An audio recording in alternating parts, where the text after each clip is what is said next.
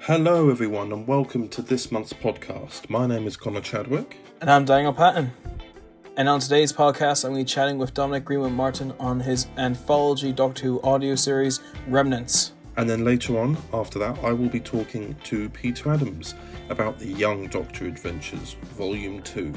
And then obviously, before all of that, we'll go through bits and pieces and then chat about uploading for a bit. So, Daniel, what have you been up to since we last did this podcast?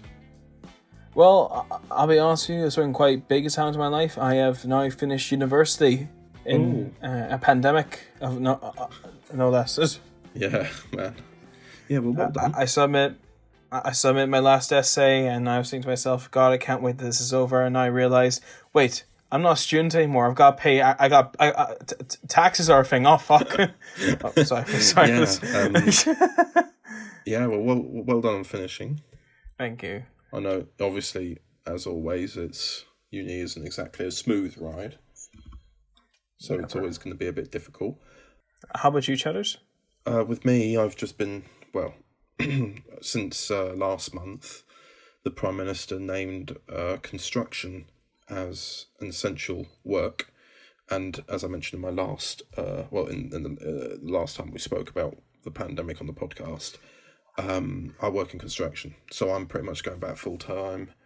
I'm busy again all the time, so the pandemic has helped me be more productive with audios. But I'm trying to find a balance between the two at the moment and try and still have a weekend off. And because there's been this little controversy, hasn't there, about the Chatters never sleeps. Yes, that's been a big controversy as of late.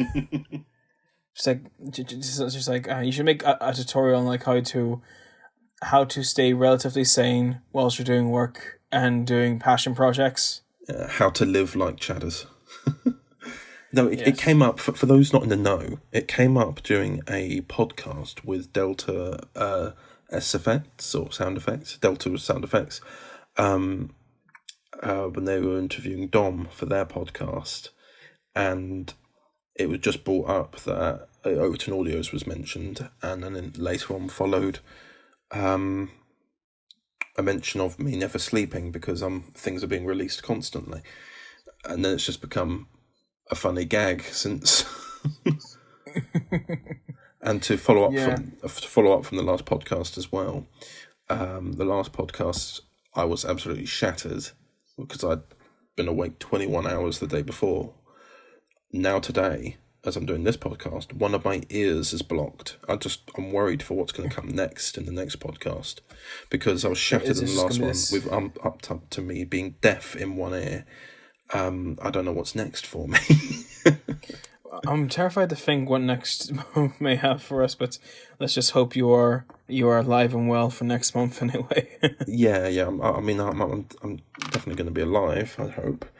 Yeah, but yeah, because I'll be honest with you, I'm not up for changing the cover art to a different presenter if something happens to you. So. Oh, good to know it. Good to know that you're worried about me from an actual friendship perspective.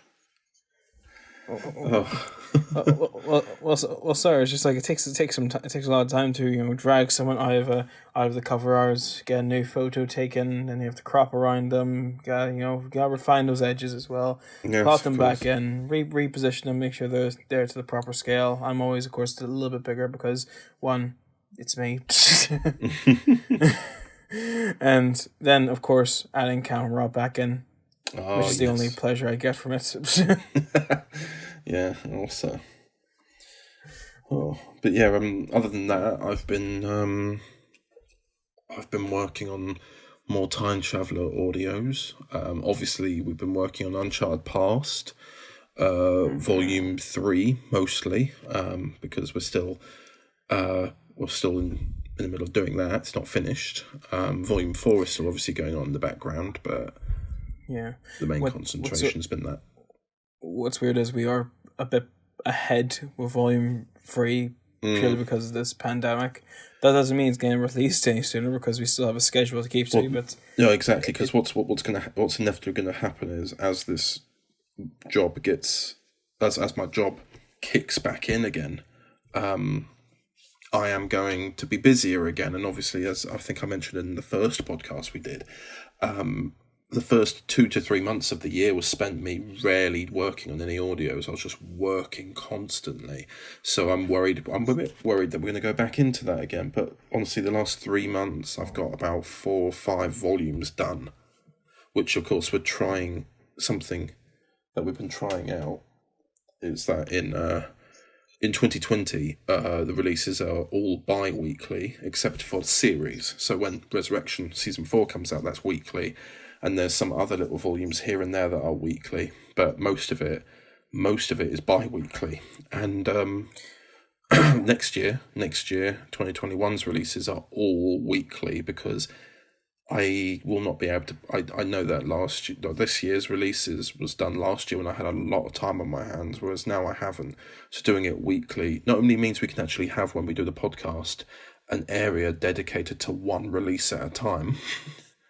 It also means we have the opportunity to spend more time on newer segments of the podcast, because for the rest of this year, we're going to be talking about 2 releases. I mean, today, or this month's podcast, we're talking about 3. Yeah. We're going to be going and talking about uploading in a minute, and then we go on to the different segments. There's so much to talk about. Obviously, with Resurrection coming out weekly, that's 3 months of weekly. Yeah. So our podcast will be mostly relating to Resurrection, but we'll try and find a nice mid-balance in there where we can talk about other things as well. That would be good. It'd be like a pilot era of podcasts there. Definitely. But yeah, testing the waters and some new things. Indeed. So, Daniel, uploading. Yes. That's been something, hasn't it? It's been something for both of us for quite some time, and now it's finally getting released. It's quite bizarre, to be honest with you. Yes. Overton Audios presents. I'm looking to buy an uploader. How many? Just one. You not got the cash? No. My little brother, he's dying. You've appealed to my compassionate side. My name's Colin McCrary. You work for me. I what? You're gonna earn that uploader. Uploader. Fucking uploader. Here you go. You're under arrest. Inform McCreary that no further action will be taken. Conor McCreary did this. I can't believe he'd do this. Right, so this guy Conor, he ratted me out after giving me an uploader to sell. Shit, that is rough. He would have wanted us to remain a family. Of course he would have. But he doesn't have that luxury now. Where is Conor? He's expanding his horizon. Stop with the fucking riddles. Uploading. Coming the 17th of June 2020 at 12 p.m. Yes, the backstory of uploading is that, for those, again, not in the know, 4 years ago, well, I should go back further than that, 6 years ago, I made a film called Uploader, which was my first year university assignment, just to make a film, and it was about a person who could upload their mind into a computer, but it was more like drugs, you know, like if you had an ill family member who you wanted to live on, you could buy these devices which are being sold on the street, almost like a dodgy drug deal, and you would be able to go home and upload your family member into an uploader. And they would live on in the computer world. Obviously, there's a current TV show which of course, just by naming the name, Which Uploader, we're in the middle of a lawsuit with. Yes, there's a current one that's coming out at the moment called Upload, and that's coming out that's on Amazon Prime, I think. We're not paid to say that though, and yeah, that's a bit more of a comedy. It's a different direction. You should see what's inside the computer on that one. But but anyway, back onto our story. I made that. Uploaded it, no pun intended. And about 2 years later, I was working on my dissertation, and I needed to do some adaptations for my dissertation was all about film adaptations. And it just so happened that 3 weeks before I decided that, Dan, you had come to me and said, I really want to remake Uploader.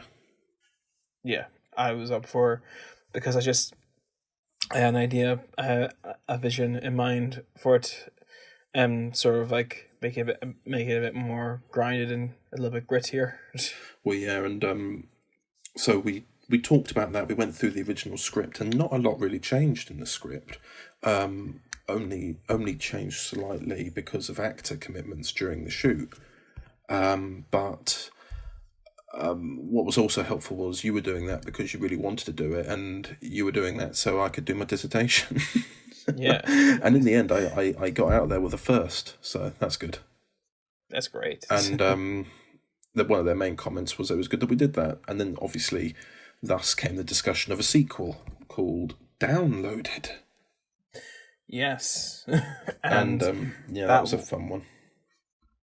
That was it was a very, because you had the idea of sort of like doing a sort of twist that the world that we saw in the first film was actually the digital.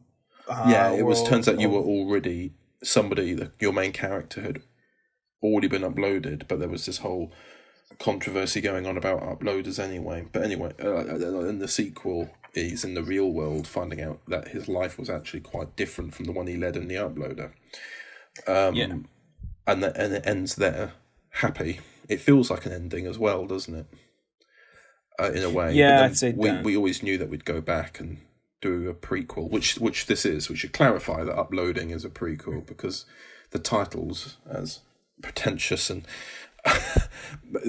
pretentiously clever we think we were, because then all the films are going to go like this: Uploading, uploaded, and then downloaded.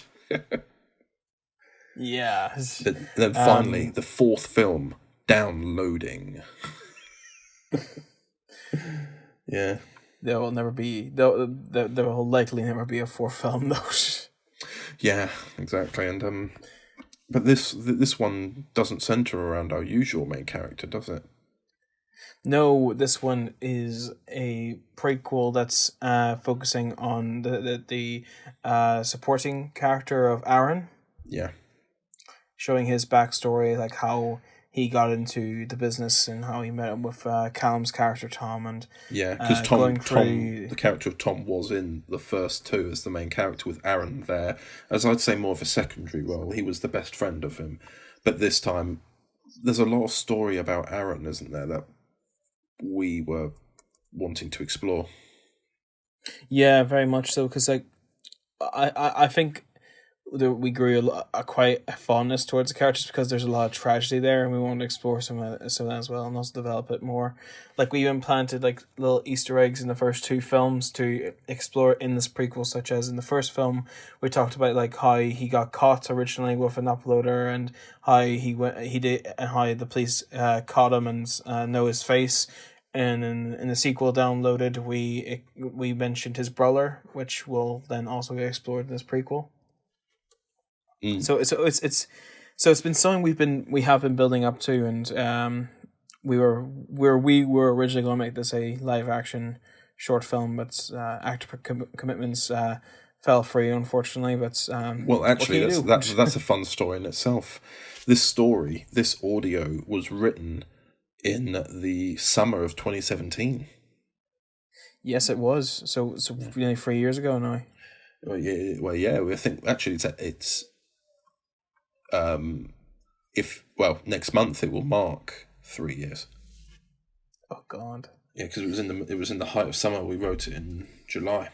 To which when we wrote it, we realised because you were going to uni, we wouldn't be able to shoot it. So we said we'd wait until the following summer, which we did. So in 2018 it was meant to be shot, and then things just fell through with scheduling. Yeah, so we just sort of scrapped it, didn't we, until about last year or so, when I just said, should we just do it as an audio? Like, I'm already committing quite a lot to this audio stuff, so we might as well do it. I know we've got plans to somehow bring it back visually one day, but I think this is a good middle ground for it, because we can still get everything we wanted to get done. And it was interesting playing around with these concepts in audio form. As well as that, I think the script also helps. I think the script was somewhat it was simple enough to adapt the script into an audio. Yeah. Because this is a case where we had to adapt a script to audio rather than writing a script for an audio. Yeah, which I think is quite an interesting one as well. Yeah. We have had a couple of people. I've had a couple of people messaging me when we announced it on Instagram. And they were saying, "Oh, what's this about?" And I went, "Well, it's actually something that me and Dan have been making for years." And I sent it their way, and they've been watching it and really enjoyed it. Yeah, so hopefully we'll do possibly what Netflix does with an old brand, an old IP, just throw stuffing and throw the old ones at them, and hopefully regain a following for it. Yeah. And if it tests positive, who knows what the future is? Well, yeah, there we go. So uploading will be coming out on the 13th of June, which is, as of this recording, it's 10 days away. But as of when the podcast is coming out, that will be 5 days. Oh, God. A whole 5 days. 5 days. So now we're going to move on to your interview with Dominic Greenwood-Martin on Doctor Who Remnants. I have travelled to many worlds and to many universes through the entirety of time and space. But there was one point, one sector of the universe upon which no one must dare venture into. This wild sector, this untamed galaxy, is prone to wild, unpredictable, and dangerous events, locked away behind a wall of time. But there are many tales that can be told from this mysterious underworld. And the tale that I want to tell you soon, something that I discovered long ago, yet I had no part in. The loss of individuality is something that one of the scourges of our universe almost takes pleasure in. They met their match in people who would fight that. Not superheroes, not Time Lords, just people. And I should have been there. So, hello everyone, I'm joined here with Dominic Greenwood-Martin, otherwise known as the Purple Doctor, also known as the Whovian Chaser. Hello. Great pleasure to be here. It's great to have you, man. Absolute pleasure to have you. So, you have been quite busy in the world of audios recently. You've been doing your own anthology series as well as joining a series on DW2012, the mini short tale audio books you've been doing. Yes. So I've been kind of just running my voice through the stretcher at the minute. It's a lot of fun. I didn't think that I would be doing as much in this part of the year as I am, but I literally have nothing else to do, much like most of us. Definitely. I think it's safe to say like audio ventures are the main source of content coming to the DW2012 universe, and I think just content creators in general going forward. Definitely. I think, well, obviously, since no one can really film live action stuff for the moment, audios are certainly the way to go in terms of getting some new adventures and content out there. It's a very good platform anyway, but now it's really the best. It's the only one, apart from prose, of course. Definitely, absolutely. So let's talk about your anthology series, Remnants. What were the influences for this series? I think you've even posted yourself as a very sort of Twilight Zone feel for Doctor Who, sort of like set within the universe, but also not confined to the characters of the universe. Yeah, precisely. So my main influence was the Twilight Zone and Inside Number 9 as well, because I love more grounded stories with a twist. That's kind of the aesthetic that I wanted to go with, but with that whole sci-fi aesthetic. So it's like episodes of Black Mirror, like the USS Callister was a little bit of an influence on Requiem for Prosperity, the first one, because you have the spaceship setting and you have the enemy, but once you just know what you're doing, then everything just flows by itself. And so really, it just became a case of, right, so I'm making an active choice not to use any Doctor figure as part of the main events, but I want to put forth a set of adventures that would really flow as what goes on when the Doctor's not around. Yeah, so like how your second adventure was about the end of the world set within series 2, series 1, episode 2. And that was really interesting. And so is that going to be like a carry on trend about just events surrounding the Doctor, but not about the Doctor himself? Yeah. So essentially, the Doctor would know above these events since he had I got James Sutton to do a little vocal cameo at the end of episode 1 as the 10th Doctor, just to note that the Doctor is somewhat aware of what goes on, but sometimes he's just either too late or is just unable to take an active part in stuff that happens. So it's certainly an interesting writing challenge to be able to put across some proper Doctor Who, but with that massive twist on it. And personally, I think it's so far, I've done like the first 2 episodes, and I've been working on the 3rd one, and as well as the 4th one as well. The 3rd one is being written primarily by a good friend of mine, Will Grantham, aka Channel Pup, aka Absorbaloff Creator. That's a name drop for you. Oh God. Yeah, plug in for Channel Pup there. yeah. Sorry. Absolutely. But yeah, that's currently. It's nice to have a little team, really. A very little team. There's only 3 writers so far, but it's nice. Team's a team.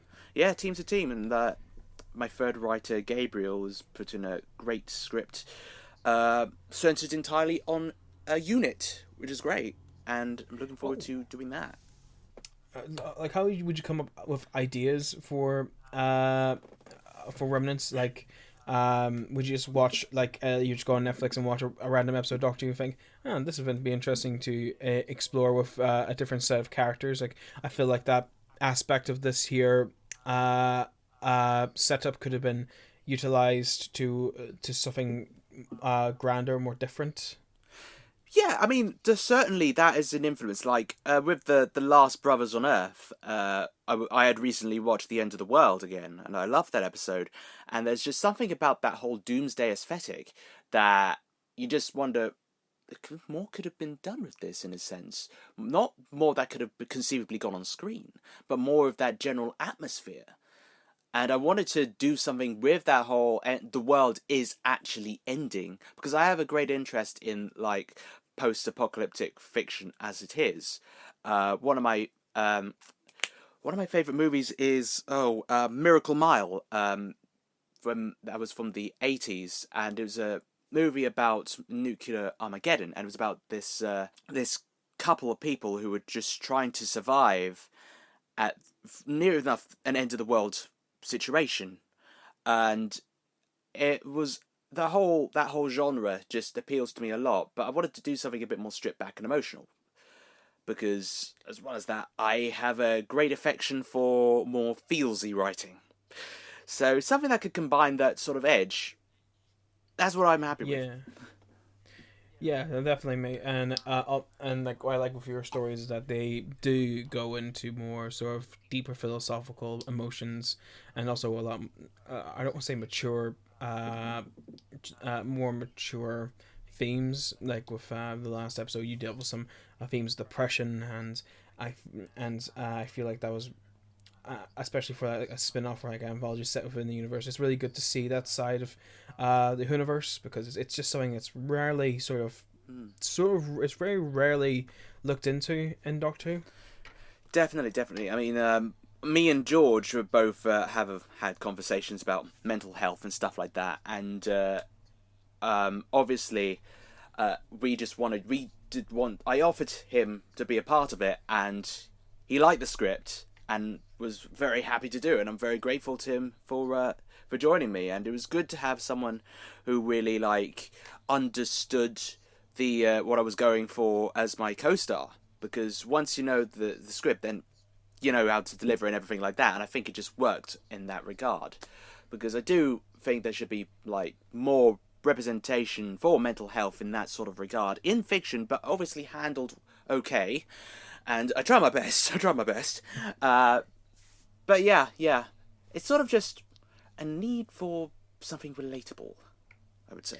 Definitely, yeah, and especially within Doctor Who, it's sort of like having that sort of relatability with characters set within a world that you very much grew up with. I feel like it's just it brings that relatability and those themes much closer to heart. Precisely. Yeah. Another thing is, do you think it's important?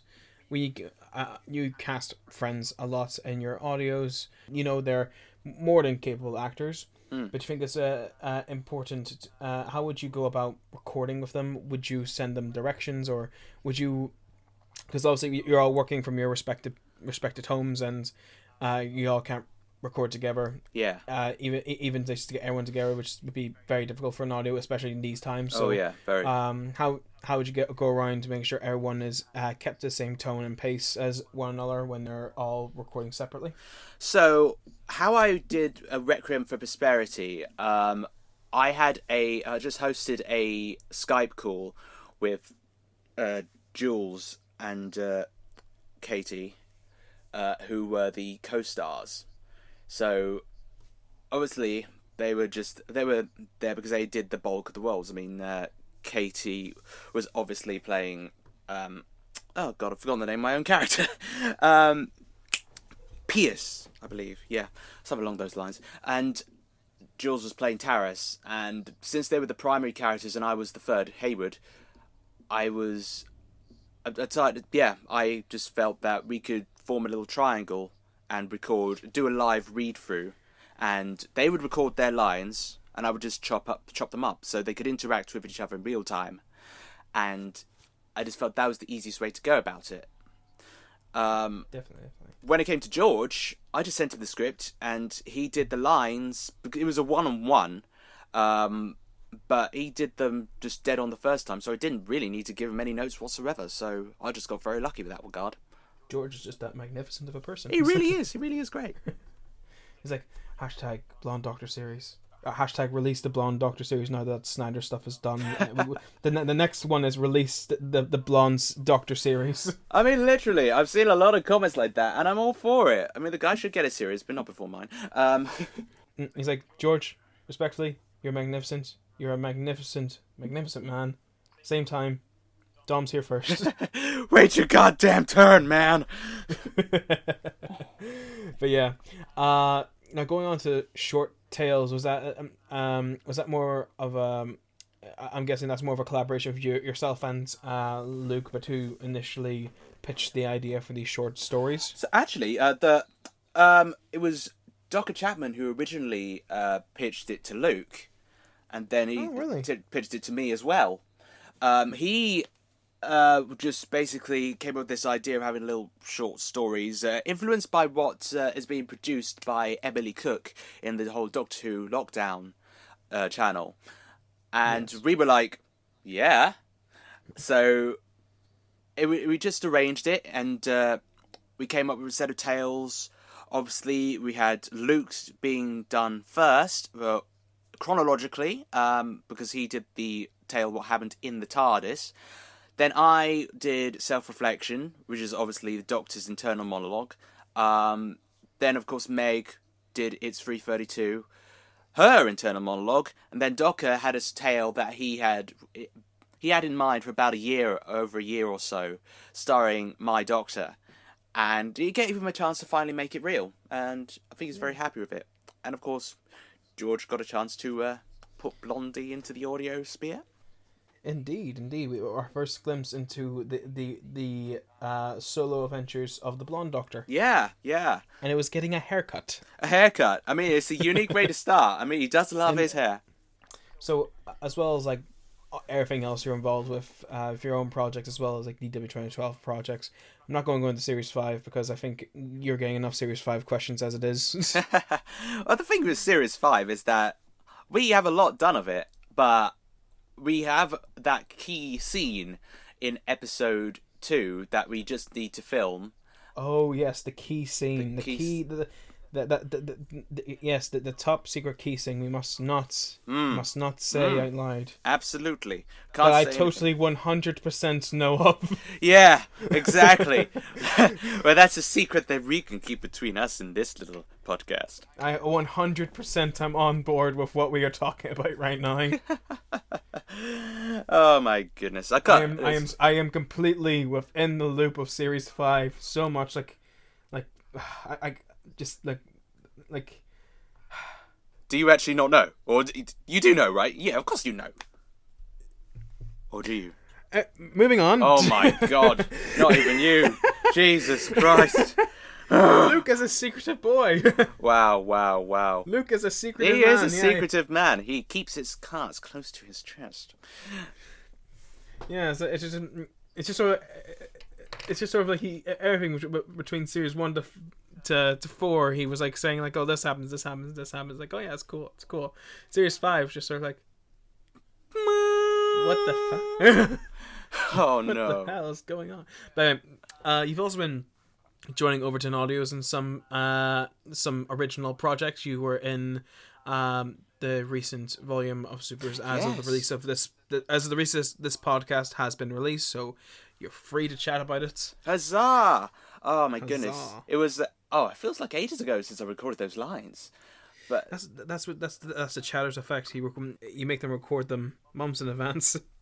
It's a good system. I mean, it's certainly be keeping organised, but what I really liked about Supers is that you got this whole world essentially that has just been it's original, and I really like doing because as funny as it seems, I don't often get to do original stuff, but I really enjoyed obviously being part of that little world, and all the characters really well defined and in some ways tragic, but honestly I'm looking forward to re-listening to it in the grander context, the entirety of it, just so I can get a proper feel of how my character fits into the grand scheme of things, if you get my picture. Absolutely, man. Now, why the hell did you kill him? Why do you care? You're a super like me. He was my one key to finding out how to stop the apocalypse. Wow, so you're a time traveler too, are you? My friend is. And where is this friend? Not here, obviously. I see. Well, I'm working with a group of supers that are working to stop or kill anyone who opposes the super cause. You may be one of us, but it doesn't mean that you're with us. But also you were in the most recent episode of Time Traveler 2050. Yeah, where it was that sort of Netflix or documentary style. It was a very different character because you're playing this documentarian. Yeah, I was essentially a bit more. I was very much like the Chris Hansen figure, I guess. Just being that narrator voice on the screen, and you're kind of being an audio guy in an audio. Very Inception-y. It's a bit meta in a way, isn't it? It's a bit meta. I like that about it, though. I mean, it's nice that my voice could be used for something. So, again, it's one of those stories I just really need to can't wait for actually hear it in context. Since as of recording, I haven't been able to listen to it just yet, but I plan on doing so as soon as I can. But yeah, it's great to be a part of for these original projects. In all honesty, it's a lot of fun because just seeing all these different ideas just sprouting out in the sci-fi genre and not having anything to do with Doctor Who per se. It's nice, and I do love. Don't get me wrong, I love the Doctor Who stuff, but there's also something fresh about doing original projects. As of this recording, it has been 3 months since the fatal explosion at Fawn Corp HQ, which claimed the lives of 430 people. The terrorist in question, Leo Simmons, was killed in the blast. Leo Simmons was the second son of Patrick and Lisa Simmons. According to the Dataline records, Lisa died during childbirth and Patrick died after a heart attack.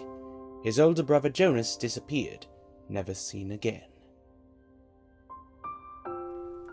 Definitely.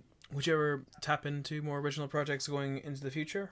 Definitely. I mean, I did want to get started on my own original project at one point, U-Zero, back last year, but that's the problem when you when your relationship breaks down and you've got an idea on the bounce. You're like, can't do that. I'll leave that to one side. Been there, my friend. Been there.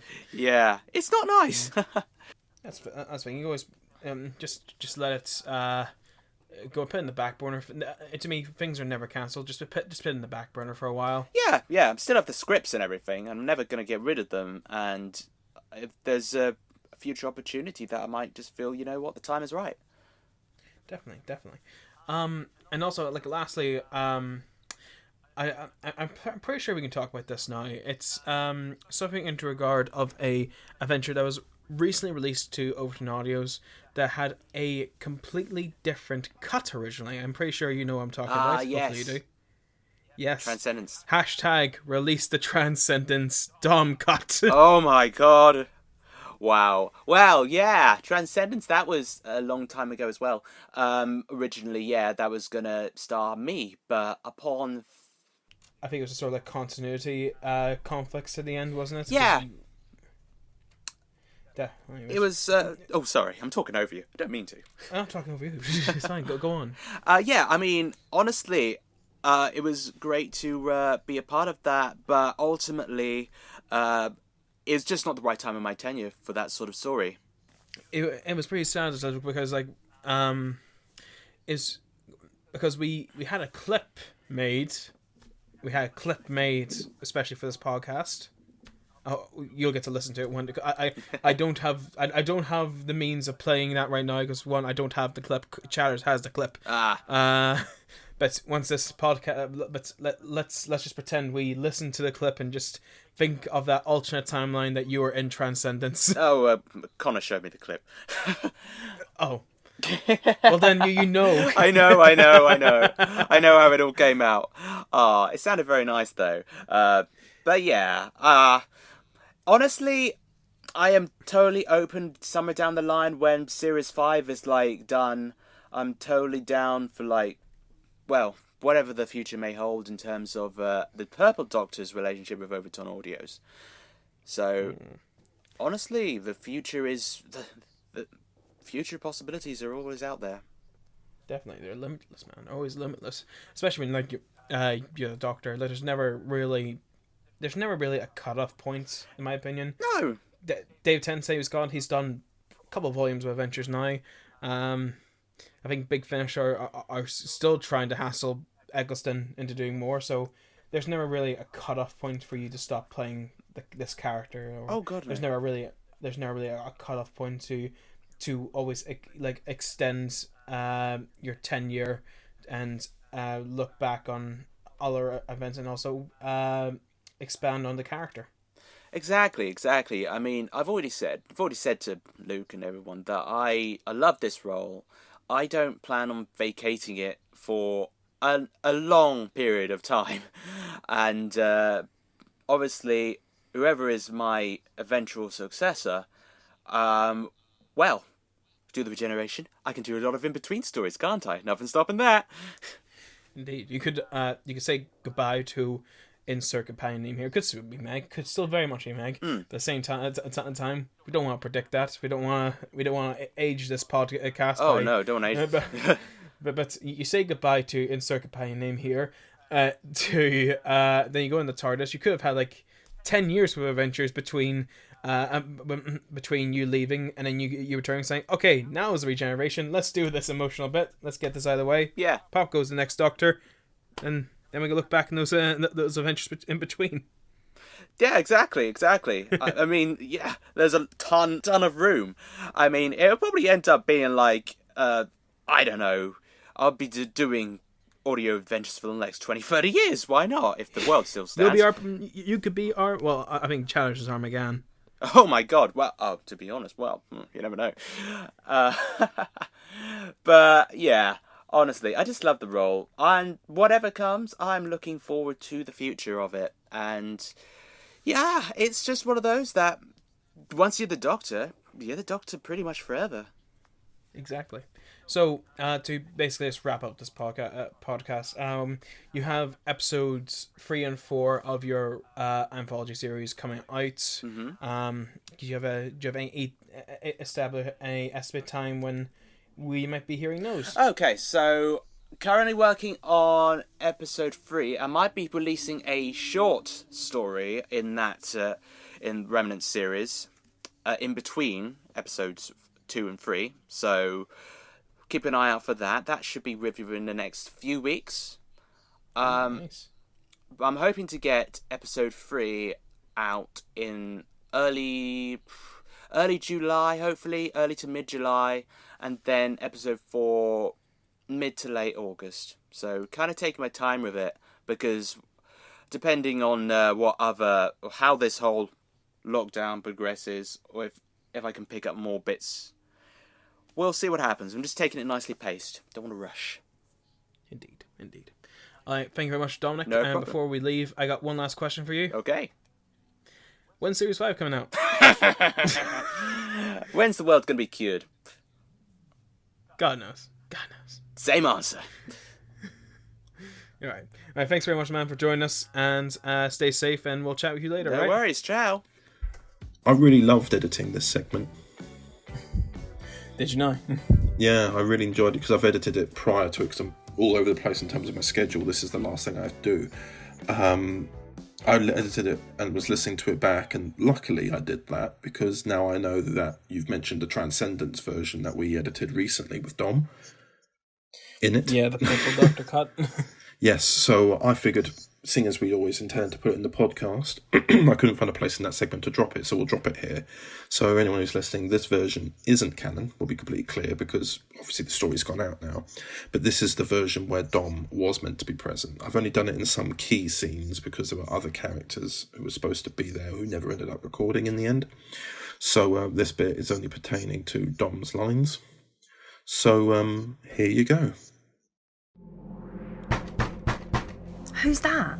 With any luck, anybody who watched us carry him in. What? Thought as much. You? Him? Yes, he was shot.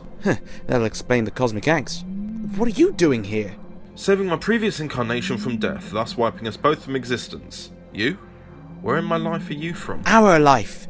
I'm trying to fix the TARDIS, and then the temporal distortion flagged up on my scanner, bringing us here.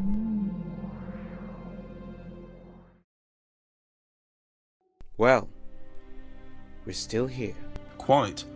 The 3 doctors involved in the first place. We can change reality in any way that we want. Yes, we can. Doctor, please. Don't call me that. Oh, that's right. You don't go by that name anymore. But does that really make you any less like us? You talked of a close friend. You mentioned something happened to her. Do you intend to change it? I want her back. We can't play God. In that case, the person who took her was proved right. What happened to her? She was wiped from existence. Then bring her back. To existence, not life. That's easy for you to say. He's right, though. If she existed, she would have an impact on people's lives once more. That's all she'd want, surely. Do what you must. But you are the doctor, and you are the patient. What will bring her back achieve other than living a lie? Right. Do what you must. Julia. Yeah, so that's that's weird listening back to, but in a good way. Definitely. I mean, it's weird to listen to Dom say my lines. Well, they're his lines originally, and I took them. It's nice, weird sort of feeling. Yeah. It's like, it's just those weird parallels, man. Yeah, definitely. But let's move on to reading comments. Now, because of the amount of content we've got in this month's podcast, we're going to try and keep it to a minimum, and plus because of that, other things as well. Time Traveller and Supers is still coming out, so we've not really got a general consensus of comments that we can draw from, but one comment I've actually just got whilst we were making this podcast about Supers has said about episode 2, another great episode as usual, which is from Doctor Who Focus. Obviously, something I've not really talked about yet in this podcast, which was that we actually released the visual cut for Doctor Who Resurrection, which again, it's not canon to DW2012.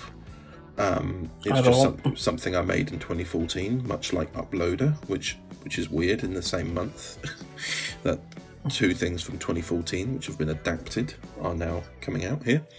But I got 2 comments because it was a live stream, a premiere.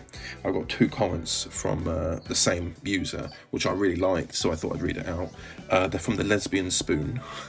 The first one is, Dan seriously should play the Master at some point. And no one's going to know this apart from me and you, Dan. Yes. But I've got a photo of you from when you were shaving your beard one day, and you kept the goatee for a photo.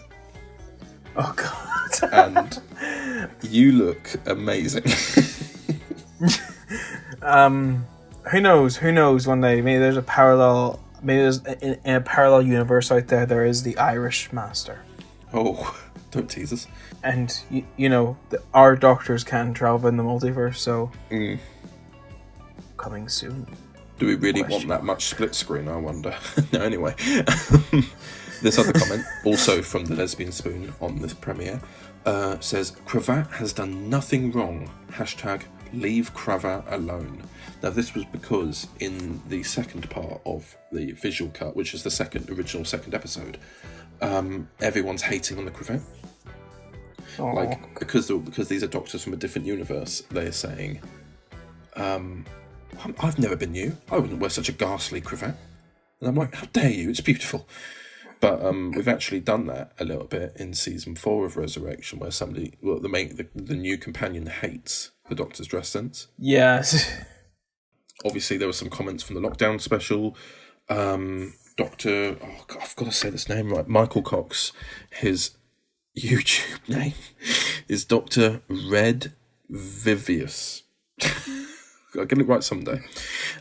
He says, so this is the Cravat Doctor from a different part of the multiverse. Well, that's just as interesting as if it were for the one from the DW2012 continuity. Perhaps you could do a couple of audio follow-up stories about this version of the Cravat Doctor from this divergent plane. See, I heard that and was very tempted to, but I just know it would create confusion because it's the 2 Cravat Doctors. Yeah, plus as well as that, the parallel Doctor is sort of like already you already adapted this into the parallel Doctors stories to adapt it again, and basically for you to reboot the parallel Doctor. Well, yeah, exactly. And then after the parallel Doctor is murdered, fourth outright, we get the birth of the Cravat Doctor from it. So I'd love to. Because was such a shame about the visual cut is it was part of an original, well, no, it was not obviously original as Doctor Who, but originally it was part of a 12-episode series that was going to be a one-off, and it ends on a cliffhanger with the first Doctor being trapped in a place that's about to explode and kill everyone. But they've locked it off, so it's almost impossible for them to get there. That's the cliffhanger, and it's never resolved. So I'd love to do it. But I'd probably only answer it from the Cravat Doctor's perspective, like the actual DW2012 Cravat Doctor. But that might be, you know what I mean? I'm getting confused just thinking about it. Yeah, it's intended just to be a lovely one-off thing because people want to see the Cravat Doctor live action, and I know that we keep saying that there are plans, there are opportunities. This was just something during lockdown that we could get out there and say, this is the best you've got right now, and it's not even canon. It's a shame. I wish that we could make it canon, but it just does not work because you have literally a scene where the Doctor is looking at the regeneration cycle, and you can see that it goes from 7 to a different version for the 8th Doctor, and then this Cravat Doctor, showing that he is the 9th incarnation. Yeah. It shows that this doesn't work. It just doesn't work.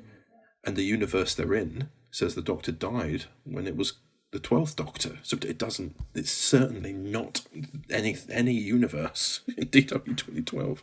I think it's just sort of safe to say, just pretend this doesn't exist to any existing continuity. This is what you originally did, and now you adapted this into what was now the first season of Resurrection. Yes, it's essentially, when you look at it, it's a failed project. That's what it is. Mm-hmm. And a lot of people hated it when it came out originally. I feel very warm about the fact that people love it so much now. Did you want to talk about something else? Yes, because there's been something. I'm getting messages on Instagram as well as like comments on my YouTube videos asking about the identity of the Lost Doctor. Interesting. Because also we put up that big timeline photo. I think somewhat last year or beginning of this year, can't remember anymore. But we put that up, and there has been numerous questions regarding the Lost Doctor, where they belong in the timeline, where they are, and who plays them, and all that. I'm just gonna tell you because there's been. I'm not gonna tell you who the Lost Doctor is, because it's gonna be a big, massive surprise by the end of the series, and I'm just gonna tell you the Lost Doctor has been cast. They are very looking forward to revealing themselves as the Lost Doctor. They've been looking at all the fan-made content that people have been making for the Lost Doctor, and they are completely chuffed and overwhelmed with the response of them not even being announced yet. Yeah. Because I think it's safe to say there has not been sort of like... Because it's weird, there is a Doctor out there that is confirmed but not cast, so... It's weird how people are taking it. I think it's something. What I like about it is that it's something new.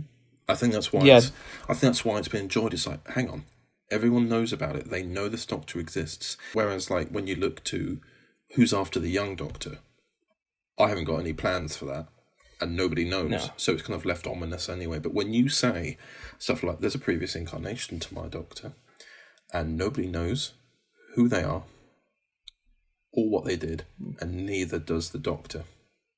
It's something new.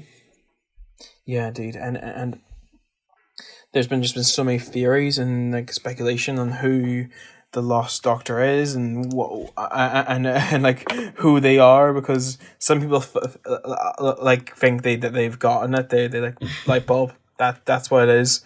No one has come close to figuring out the Lost Doctor story yet. And can I tell you the most bizarre theory I have heard so far? Oh, go on. That the Lost Doctor is the Irish Doctor. God. I mean, that the Irish Doctor is his own previous incarnation. Oh dear. Well, I mean, in all fairness, man, you're keeping your cards so close to your chest, anyone's going to say anything. Yeah, like right now, everyone is eager to announce. I'm eager that the actor who is playing the Lost Doctor, they are very eager to announce it because they've been seeing how big the community's been growing and how big the following, and they're very eager to begin. So hopefully, that's good. We will announce it some point. I can't confirm when, but we will. It will be addressed eventually. Yeah. Just quickly, and I say this in jest and jokingly, even though I think it's actually happened. Hasn't a fan tried to claim that they're the Lost Doctor before? I think people have claimed that they are the Lost Doctor. I think I think we should. Just like, what are you? No. I think we should have claimed that the Lost Doctor is an ongoing story, and that it's not a point where anyone can insert themselves into the timeline. Yeah, it's which obviously now you've clarified and said that. Yeah, I mean, they are cast. They are cast, and they'll be announced soon. And no, it's not an opportunity for someone to claim a spot in the timeline. No, and even then, you said it now either way. Yeah, indeed. So that's the Lost Doctor. That's the whole thing with the Lost Doctor sorted. That's what's going on with that mystery, and it will be resolved soon. That's all from me. Thank you. Okay, then I guess we shall move on to my conversation with Peter Adams on Doctor Who, The Young Doctor Adventures, Volume 2.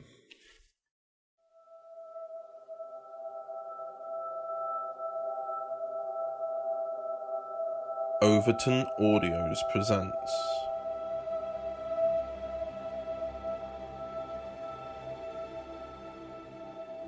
I'm sorry.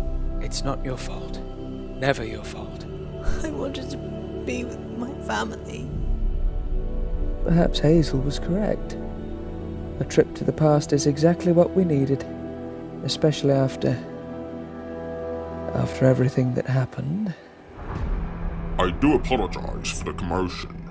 I wouldn't call it a commotion, Commander. There was a murder. She was no criminal. She was a young girl who had her entire life ahead of her. We need to evacuate the base. Well, that'll take so much time. The miners down there might be infected. Then we shall destroy them. Observe the humans. How unevolved they are. You want to wipe out an entire race. Why? This is wrong. Help us! We found something! It's walking! It's nearly! So it's not a virus that's escaped. It's a living being. By our laws, Doctor, this deceased man, Knighton, tried to kill our entire government committee. As such, and his entire bloodline is condemned to die. What sort of law is that? The law. Doctor Who, The Young Doctor Adventures, Volume 2, coming 24th of June 2020 at 12 p.m. What is going on? Speak of the devil. No way. The Time Lords! I am here with Peter Adams. Hello, Pete. Hello there, Connor. How you doing? I'm good, thanks. So, The Young Doctor Adventures. Yeah, so, yes. Essentially, The Young Doctor Adventures, which I don't know if a lot of people know. They'll know, well, there was The Young Doctor Chronicles, which is essentially the remake, the audio remake of the original fan films. Which, yeah.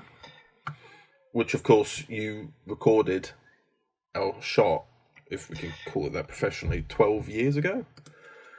Yeah, so just to explain, in the spring of 2007, I was about 12, 13. I came across a guy called Joseph Waitman, who was making fan films on YouTube and Google Video. And he was about the same age as me, same school year. We both just had a passion for Doctor Who. The problem was I had no experience of actually getting behind a camera and doing all that kind of stuff. He'd been doing quite a few using a little sort of webcam device thing. He had some good ideas. In September 2007, we finally actually met up and started filming an entire series of adventures together. Of course, this was 2007, so when it came to naming my Doctor, I didn't consider myself the Young Doctor. I just considered myself the 11th Doctor, because at that time David Tennant was the Doctor on TV. I think it was in that kind of in-between phase between series 3 and 4, so it was a real sort of end of an era for that era of Doctor Who. And in the midst of that, Joseph and I just thought, you know what, we're going to come up with our own sort of idea of what happens next. And so in the actual episode, in the very first episode we did, my Doctor stumbles out of the TARDIS dressed in what kind of looks like a rough sort of David Tennant kind of costume, but of course it wasn't really an identical costume. It reminded me a little bit of like a Peter Davison variant. Yeah, so just to explain again, when we started making these fan films, we went under the name PDF and Triple J. Triple J stood for Joseph and his two brothers, who both had a name beginning with J. I was called PDF because I used to go under the name Peter Davison Fan, or PDF. When I turned up at Joseph's house to film this Doctor Who story for the very first time, I thought, I want to wear a Peter Davison costume, or have a sort of Peter Davison-inspired costume. So I wore cricket whites. and it kind of stuck from there. I was kind of like a young Doctor, but like ultra young in cricket whites. I keep imagining, because you were saying that in the original it was meant to be after Tennant. I keep imagining Tennant in that costume. Yeah, so it was a bit of a tight squeeze because I was half the age I am now, and my voice hadn't broken really, so my voice sounded quite sort of high pitch at times and a bit whiny. So, and I just thought as well, when you were talking about the dates and you're talking about when it was set during the official series, you started filming that series before Voyage of the Damned even aired. Yeah, so which is ages ago. That was what's so exciting about it, I think. Doctor Who, I mean, the show's still getting quite high ratings nowadays, but back in 2007, Voyage of the Damned, if I'm not mistaken, it got one of the highest viewing figures of any episode ever. I can imagine 13 million people. Yeah. The show was riding a wave at that point, and it felt like it was unstoppable. It still is unstoppable in many ways, because the show's reaching audiences all over the world now. At that time, it felt like doing a fan film would be just the most exciting thing to do, because this was a show that had so much past appeal to people, and also had this new audience of our generation coming up and watching it for the first time. After that, the fan film era, it stopped in, what was it, late 2009-ish? Yeah, so Joseph and I kind of drifted apart a bit. It was a bit of a shame, but we just grew apart, I think. And and so the films got wiped off YouTube. I closed the account stupidly because we just had an argument about something, and luckily I kept the clips. I kept them as WMV files. Yeah, because I think you sent me a few. Were lost. You sent me a few, didn't you, when we were doing Young Doctor Chronicles? Yeah, and so those are the basis of the Young Doctor Chronicles. Yeah, they are essentially using the original audio, but because in your fan films you and Joseph would play the other characters as well, it doesn't quite work in audio. Which episodes that stood out in particular? There it was the Cyber Experiment. Experiment. It was the one where Josh was barely in it because Joe was playing the Brigadier type character the whole episode. But then when I've re-edited it now, Josh just disappears for the whole story. This is the best. The best thing was it was only his first adventure. Like, he'd literally met him in the next story. They'd gone to the Cyber Experiment and he was never seen. And then there was a point, wasn't there, at the end where you blew up the building and you just went, oh yeah, Josh was in there. And then Josh just happened to come out and you're like, wow, that was lucky. You just forgot that your companion was in there when you blew up the building. It was fun to do anyway. Yeah, exactly. And regarding the volume that's coming out, well, as of recording this, it's coming out next month. We've been able to, at least it's 4 episodes per volume, half of the stories are actually adapted from your original series. So we've got Friends and Enemies, which is why I mentioned the whole thing about there being a Doctor after you in the fan films, is because that was actually the first story with Joe's Doctor. Yeah, but yeah, Friends and Enemies is essentially a reboot of that story, and then well, the biggest reboot there could be, biggest one where it actually involved, I think it involved Joe's Doctor again. It was Asinta. Yes, so that was one of my favourite stories. I think I borrowed the name from School Reunion. There was one of the yes. Anthony Head as the head teacher says Asinta. The Demon Headmaster. Yeah, he mentions a whole load of civilizations, and I thought, oh, Asinta sounds quite good. I might run with that. Yeah. Do we need to talk about then that Mekon story, the planet Starbucks? Yes. So basically, in the midst of doing all these stories, I had a friend who was based in Wales called John Lloyd. He'd been watching what we'd been doing and he wanted to contribute to the series. So he scripted a 2-part story featuring monsters called Mekons, who had been introduced in one of his own fan films. He was a fan filmmaker as well, although I can't Oh, find I didn't know any he was in stuff one of online his fan anymore. films before. Yeah, so he did this, I think he called it LAP Productions, LAP Studios. It was like this Welsh filmmaking group of friends who just got together to do Doctor Who and other things. Wow. John just wrote these 2 stories using a monster he'd created. Well, yeah, because I know that he Mechons created it, and I've had a lot of people really quite like the idea of the Mechons, and they keep asking me how I came up with it. And I'm like, I didn't. I know what. So from what I remember, the Mechons were kind of like a bit like Daleks because they were a bit mutated. But then they were also reminding me of Sontarans, and so when we got to filming that story, I played the Mechons in that story. You played Bartok. I played them. Yeah, I played the sort of head Sontaran and plus the minion Sontarans, and not Sontarans. Sorry, Mechons. Although that's what I mean. I played them like Sontarans. That's how interchangeable they became. Yeah. I used a washing up basket as a helmet. Yes. Because I thought they looked impressive. And it looks a bit silly now, but at the time I thought it looked pretty cool. Did I show like you? Did I show you the redesign of the Mechons? I've seen the pictures on the SoundCloud, so they look hideous. They look so scary. They've still got a bit of a face, but they're sort of decaying. Because there was a lot of exposition in that story that was written. It's still one of my personal favourites of the original fan films. But like they are kind of like, and yeah, they have got a Dalek Sontaran like feed, but they've got a very unique element about them in the fact that they're immortal, or they're looking for immortality because they got poisoned. So they were basically permanently sort of scarred by that, and looking for ways to live forever. I still have no idea why it was called the planet Starbucks, though. No idea. Because Starbucks existed still then, but it was with an X instead of the CKS at the end. I don't know. Yeah, I mean, it was one of those weird choices. I didn't think about it much at the time, but now I think about it, it's like a massive bit of product placement in the middle of the episode. It's like, what the?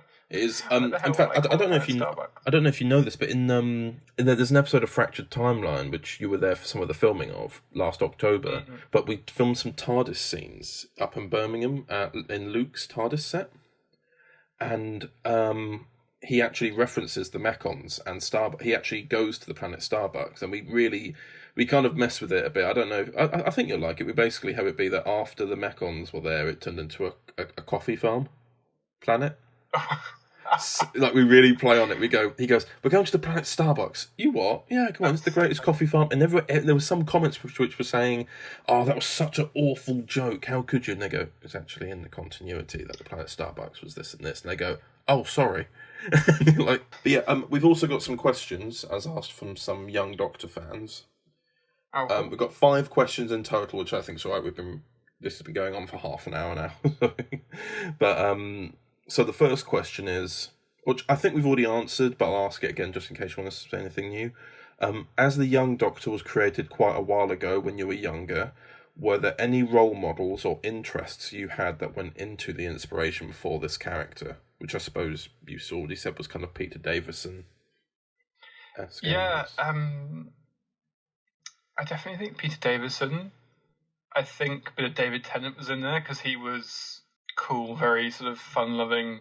So I tried to make him not too serious. I didn't want him to be a very sort of, I'm the Doctor and I'm going to zap around in my TARDIS. I wanted him to be kind of quite easygoing. So I did sort of add in some David Tennant isms in there. The second question is, what was it like returning to play the Young Doctor in audio format for the Young Doctor Chronicles? Were there any negatives? Well, of course, I used the original audio because I think at the time you were happy for the audio to be used, but you didn't really want to have to remake those stories again.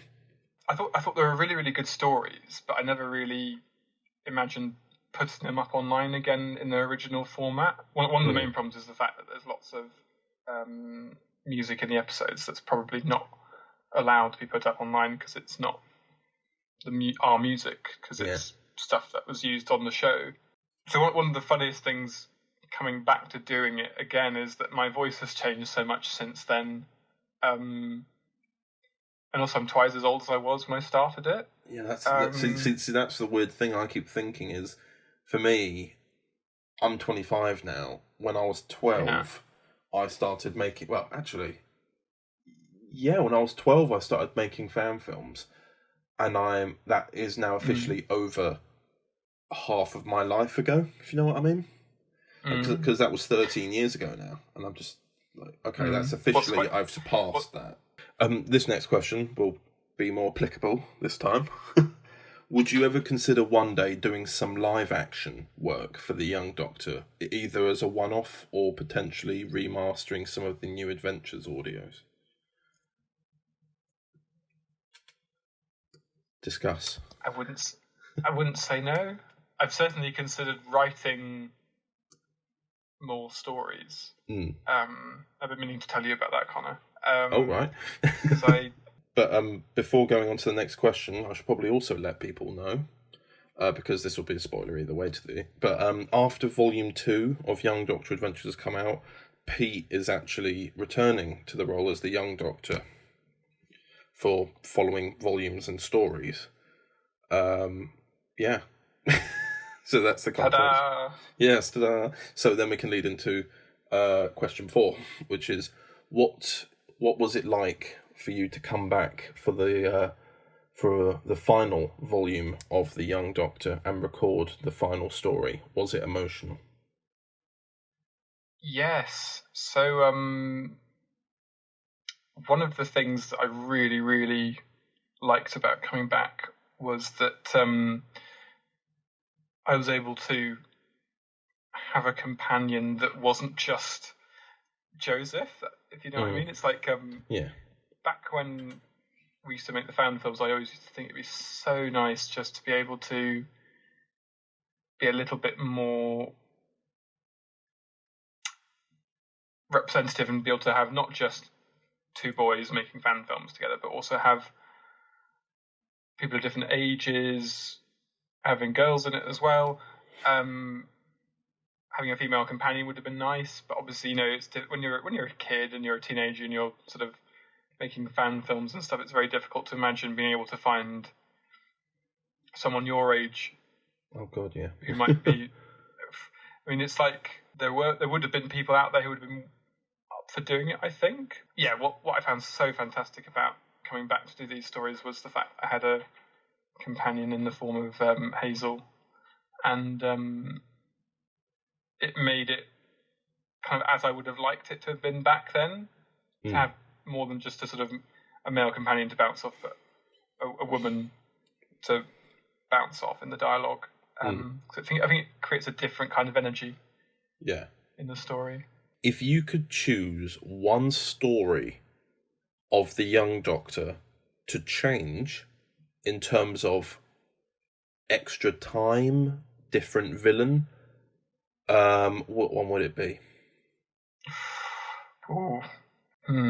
See, I've got an answer already, but I don't know if you'd think. I want to see if you get it too.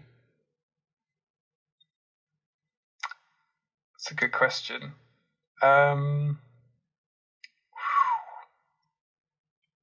Wow. Shall I tell you why? Shall I tell you what I would think? Yeah. What do you think? It would have been. It would have been the first episode, because that was meant to be a two-parter, wasn't it? Yes. Don't think of it. Yeah. So I would add extra time to it so that we would have that second part, because it ends on that cliffhanger, and then they just are all of a sudden at the cyber experiment. Yeah. Actually. So to explain that, the original episode ran for 6 minutes 22 seconds. It was the shortest of all the ones we did. One of the shortest we did. And it was supposed to be the first of a two-part story. And we never really carried on from there. We just went straight to the Cybermen one. I don't think we came back to that villain until the next series in Almost Human. Whereas what we should have done is probably done that sooner. Well, I tried to fix that in the Young Doctor Chronicles, because I had to create a scene at the end where the villain's gone, I've stolen the crystal and I'm flying away, the Doctor will not catch me, and then it ends there. And then in Almost Human, I had to do the reference guys, yes, I'm the villain from that story, and I still have the time crystal. It was just awful. But like, it's the only thing I could do, because obviously visually it tells you that it's the same character. I think you're onto something there, because I think that was the first episode, and we didn't really quite plan it properly. We didn't sort of map out how the series would look. Well, it was just more passion, wasn't it, at the time? More passion for wanting to make something.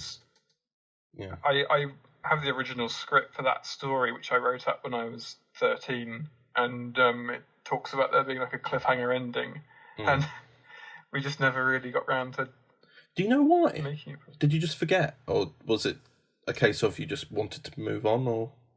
I think we just thought, actually, no, let's save this for another time, and then just get on with the Cybermen one, because that was quite a fun one. We were doing it week after week. We filmed the first episode the end of September, and then the next weekend we were on to the Cybermen one. So we had like 4 consecutive weekends filming short films. So, Young Doctor Adventures Volume 2 trailer will be out on the 20th of June, followed by the first episode on the 24th of June. It will be out bi-weekly, so it will be out on Saturdays and Wednesdays, and it will be 4 episodes, so roughly ending by the 4th of July. So yeah, thank you very much, Pete, for taking the time to chat with me. Thank you, Connor. It's been a pleasure. There we go. That's Pete talking about the origins of the Young Doctor, something that obviously also explains the format of the Young Doctor Chronicles, and talks about the past and everything like that, which I'm quite happy we've got that out of the way now, so when people ask me what it's about, I can go to the podcast. But I think that's everything, isn't it? That's everything we've got time for. Yeah, that's all we got time for in this month's podcast. But this will be a very long podcast. We've had 2 guests, so we apologise for the length of this podcast. We always strive to make these as contained as possible, but there's so much rambling that goes on. But anyway, in next month, I figured I might as well tell you what I've got planned. We're going to be talking about mostly Resurrection Season 4, because that's all that, from now on until nearly September or October, we're going to be talking about that. But of course, if there's opportunities that come up with other releases, like for example, I know that me and you, Dan, are going to be talking about some things, like releases wise. It may maybe not even be Overton Audios related. We will see. We will figure it out. We are still recording June's podcast, and we're already thinking about July to September. So yeah. Yeah, I'm not as organised as you. I don't have much planned in terms of releases, but hopefully by next month's podcast I will have something to discuss, because I've been very quiet because I haven't released anything. No worries. So thank you very much for listening. I hope you've enjoyed this podcast. We will strive to make a longer comment section next month, and we shall see you next month. Bye bye. Bye-bye. Take care, everyone.